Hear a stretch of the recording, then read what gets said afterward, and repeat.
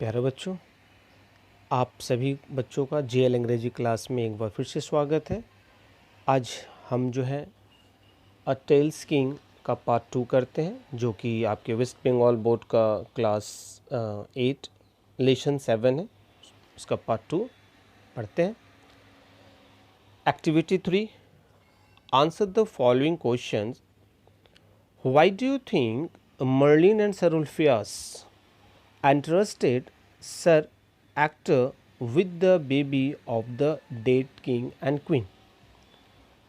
आपको क्या लगता है कि जो सर उल्फियास जो है और मर्लिन, इन दो लोगों ने, जो कि राजा के क्या थे, बहुत ही अच्छे सलाहकार थे, तो इन लोगों ने एंट्रस्टेड मीन्स दे दिया, सौंपना, जो उन्होंने सर एक्टर को बच्चे को सौंप दिया। किसके बच्चे को?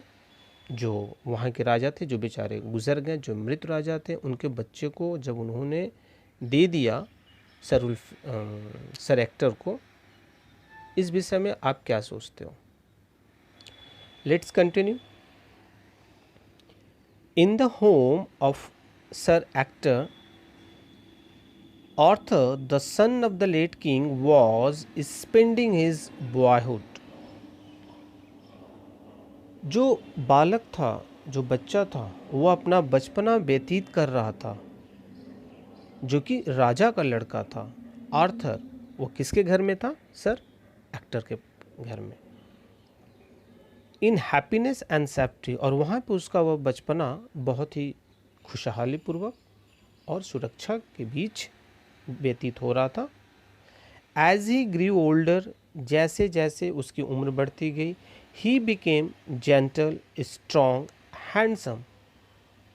उम्र के साथ साथ वह जो है बहुत ही अच्छा विचार का, बहुत ही विनम्र, ताकतवर और बहुत ही खूबसूरत दिखने लगा। And good like his father, और ठीक अपने पिता के जैसा जो है दिखने लगा। उसके पिता का नाम क्या है? यूथा पेड्रागन। यूथा पेड्रागन की तरह आर्थर जो है जब बड़ा हुआ तो अपने पिता के ही तरह दिखने लगा। 18 ईयर्स पास्ड, 18 वर्ष बीत गए। Britain was torn by bitter rivalry. Rivalry means विरोध, शत्रु।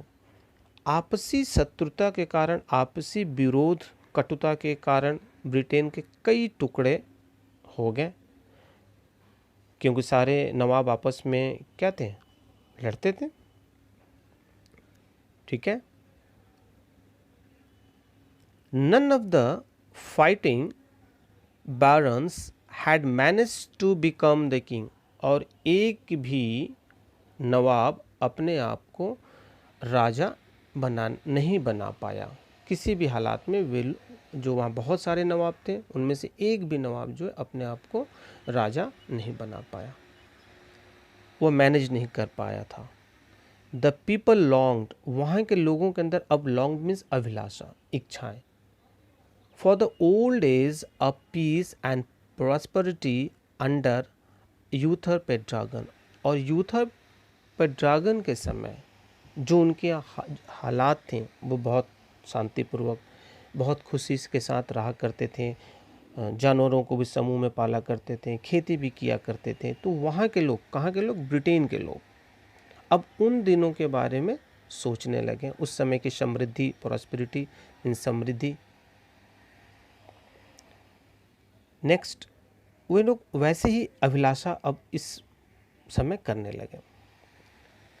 इट वॉज क्रिसमस टाइम, त्यौहार का समय, क्रिसमस बड़ा दिन का समय। अ टाइम ऑफ फेस्टिविटी, त्यौहार का समय था। और कौन सा त्यौहार था? क्रिसमस था। बट ऑल अराउंड ब्रिटेन, लेकिन ब्रिटेन में चारों तरफ, people were hungry, cold and frightened, वहाँ के लोग जो है पूरी तरीके से अस्त व्यस्त थे, भूखे थे, शीत भी लग रही थी, ठंड भी लग रही थी, और भयभीत भी थे। One day in a church yard, और एक दिन चर्च के मैदान के हिस्से में, जो कब्रिस्तान वाला क्षेत्र होता है, वहाँ पे लोगों ने, people found a large stone, Britain के लोगों को उस चर्च घर के कब्रिस्तान में एक बड़ा सा पत्थर दिखा, on which was fixed a magnificent sword, और उस पत्थर पे बहुत ही चमकीला एक तलवार उसमें स्थापित था, स्थिर था, पूरी तरीके से उसी के अंदर था। केवल उसका ऊपरी हिस्सा जो तलवार को पकड़ा जाता है वो हिस्सा संभवतः ऊपर रहा होगा, बाकी सारा हिस्सा क्या था, नीचे था। Upon the stone in gold letters was inscribed, बच्चों इंस्क्राइब का मतलब होता है टू राइट, लिखा हुआ था। पत्थर के ऊपर जो तलवार का ऊपरी हिस्सा था, सुनहरे अक्षरों में उस पर लिखा हुआ था। क्या लिखा हुआ था? Whoever pulls out this sword is by the right of birth the king of England. जो कोई भी इसको निकालेगा, कहाँ से? उस पत्थर से। जो कोई भी उस तलवार को निकालेगा वह मान लिया जाएगा, भाई उनका अधिकार था, बचपन से उसका अधिकार था कि वही द किंग ऑफ इंग्लैंड होगा। जो कोई भी इंसान ब्रिटेन का इस तलवार को निकाल लेगा वही उसका सच्चा हकदार होगा, उसी को किंग माना जाएगा। कहाँ का? इंग्लैंड का। इमीडिएटली, और तुरंत, the eager barons who long to become the king, और इसके बाद तुरंत जो नवाब अभिलाषा रखते थे, जिनकी मनोकामना थी, जो इच्छा रखते थे, वे तुरंत उत्सुक हो गए। ईगर मीन्स उत्सुक हो गए। वे लोग एक दूसरे जॉस्टल अमॉन्ग, आपस में एक दूसरे को क्या करने लगे? जॉस्टल मीन्स धक्का मुक्की करने लगे। कौन? बैरन्स, उत्साह के साथ कि भाई यहाँ पे एक कोटेशन लिखा हुआ उस पे कि जो इसको निकाल लेगा वही यहाँ का राजा होगा। तो हर नवाब राजा बनना चाहता था। उस लालसा में वे लोग एक दूसरे को जॉस्टल यानी धक्का मुक्की किए आपस में, themselves. To lift the sword, क्यों धक्का मुक्की की? इसके पीछे मकसद उनका क्या था? कि किसी तरीके से इस तलवार को इस जो पत्थर में गड़ा हुआ उस समय से निकाल ले। नन सक्सीडेड, एक भी इंसान सफल नहीं हुआ, उसमें कोई भी नवाब सफल नहीं हुआ, यानी कि किसी ने भी उस तलवार को नहीं निकाल नहीं पाया।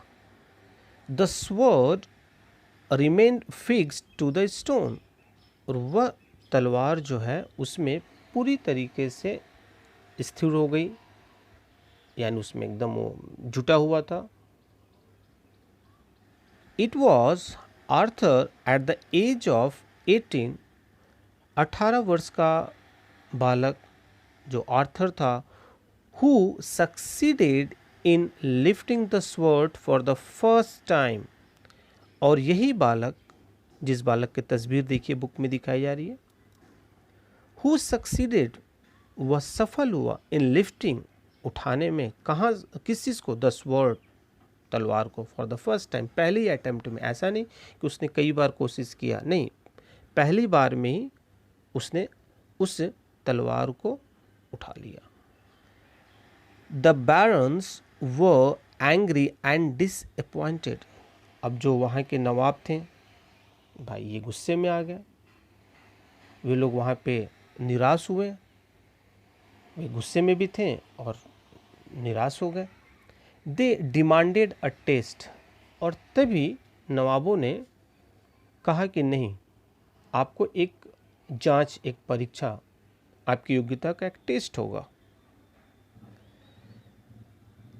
Upon a bright may morning, और समय था सुबह का समय, चमकीला समय, मौसम बहुत खुश मिजाज था, मई महीने के सुबह में। A great trial took place in the presence of many people, यह जो कंपटीशन था, ये जो परीक्षा थी, ये जो योग्यता रूपी टेस्ट इनको देना था, किसको? आर्थर को, सभी लोगों के सामने करवाया गया। कौन कौन लोग उसमें थे? There were the peasants, the craftsmen, the merchants. वहाँ पे बहुत सारे किसान थे, किसान भाई थे वहाँ पे, क्राफ्ट्समैन भी थे वहाँ पे, जो कारीगर थे वो लोग भी थे, और जो व्यवसायी थे वो भी उस योग्यता रूपी कंपटीशन को देखने के लिए वहाँ पे मौजूद थे कि वाकई में ये लड़का सक्षम है या नहीं है। As well as the barons, और साथ ही में कौन थे? वहाँ के नवाब जितने थे वो सारे भी वहीं पे थे। इन फ्रंट ऑफ एवरीवन, और सबके सामने, सबकी मौजूदगी में, Arthur slender and young, slender means दुबला पतला, यंग मीन्स युवा लड़का, एकदम सबके सामने दुबला पतला लड़का आया, 18 साल की उम्र है इसकी। लिफ्टेड द स्वॉर्ड इजली, उस तलवार को बहुत आसानी से उठाया।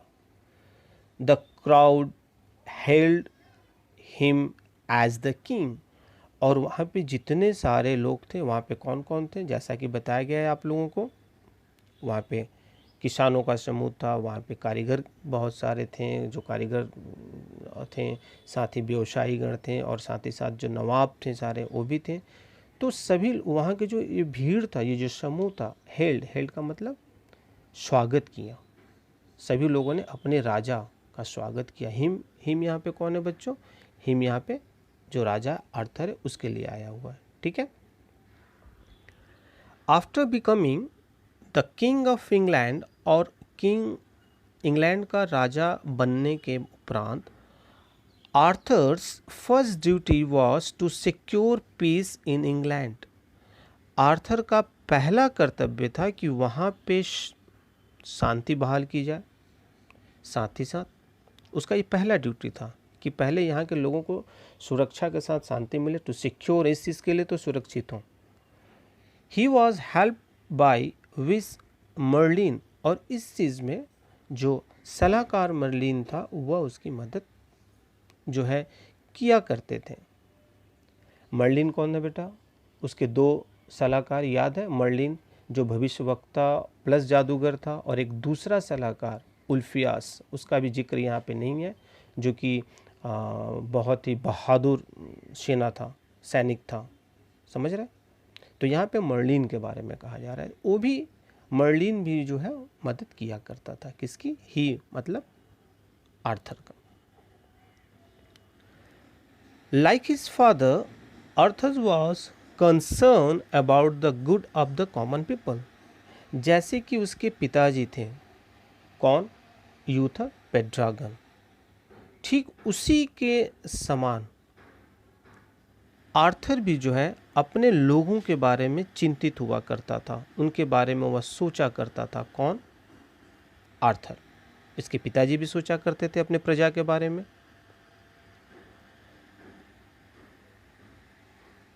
King Arthur fought battles, King Arthur जो है युद्ध लड़ा, युद्ध किया, so that no one could ill treat, और जिसके कारण कोई भी दुर्व्यवहार नहीं किया, the humblest of all his subjects. Subjects का मतलब बच्चों प्रजा, हिज मतलब आर्थर, यानी कि आर्थर के जितने भी प्रजागण थे उनके साथ कोई भी नवाब, अन्य कोई राजा, उसके जो पब्लिक थे, जो साधारण लोग थे, उनके साथ कोई भी इल ट्रीट मतलब दुर्व्यवहार नहीं किए। क्यों? क्योंकि पता है भाई ये किंग है, ये जीत गया है, सबको ये हरा दे रहा है, तो किसी ने भी उनके लोगों को फिर से कोई तंग नहीं किया। King Arthur had lost his royal sword in a battle, और एक युद्ध में ये अपने तलवार को खो बैठते हैं। खो गया, उनका तलवार कहीं खो गया था। वन डे, एक दिन, Merlin took him to a valley of sweet smelling flowers. एक दिन जो है मर्लिन इनको एक बहुत ही खूबसूरत सुगंधित फूलों वाली घाटियों की तरफ ले गया। कौन ले गया? मर्लिन ले गया। किसको ले गया? हिम, राजा को, आर्थर को। At the as of the plain, और जमीन के किनारे, there was a deep lake, वहाँ पे एक बहुत ही गहरा झील था। वो समतल रूपी ज़मीन पे जा रहा है, भूमि पे जा रहा है, और ज़मीन के किनारे वाले हिस्से में इन्होंने देखा there was a deep lake, बहुत ही गहरा झील था। As Arthur approach the lake, और अप्रोच का मतलब समीप गए, और जब राजा आर्थर वहाँ पहुँचे, कहाँ, झील के करीब पहुँचे, a beautiful arm with golden bracelets rose from the water, एक खूबसूरत हाथ जिसके हाथ में क्या था, ब्रासलेट था, कंगन टाइप का था, रोज फ्रॉम द वाटर, पानी से निकला। तो उन्होंने देखा, राजा ने, कि पानी से एक हाथ निकल रहा जो कि बहुत ही खूबसूरत है, और उस हाथ में क्या, एक ब्रासलेट है। The hand held a sword, और उस हाथ में क्या है, तलवार है, पकड़े हुए। उस जिस किसी का भी हाथ था वो अपने हाथ में तलवार पकड़े हुए था। सेट विथ, उसके साथ जड़ित था, क्या था, रूबीज, उसके साथ क्या थे, लाल मणियाँ उस तलवार में थी, और साथ ही साथ एमर्ल्ड्स, पन्ने भी थे, यानी बहुत ही बहुमूल्य रत्न उस तलवार के साथ क्या थे, उसमें सिट किए हुए थे। बच्चों, वर्ड नेस्ट देखते हैं क्या है। इंस्क्राइब मीन्स टू राइट और carve words onto something, यानी कुछ चीज़ उस पर जो है लिखा होना। जॉस्टल, टू पुश रफली अगेंस्ट समबडी, बुरी तरीके से एक दूसरे को धक्का देना। हेल्ड, वेलकम, स्वागत किए। आप लोगों को वीडियो अच्छा लगा तो बच्चों प्लीज़ लाइक और सब्सक्राइब कर लो। वीडियो देखने के लिए आप लोगों का बहुत बहुत धन्यवाद।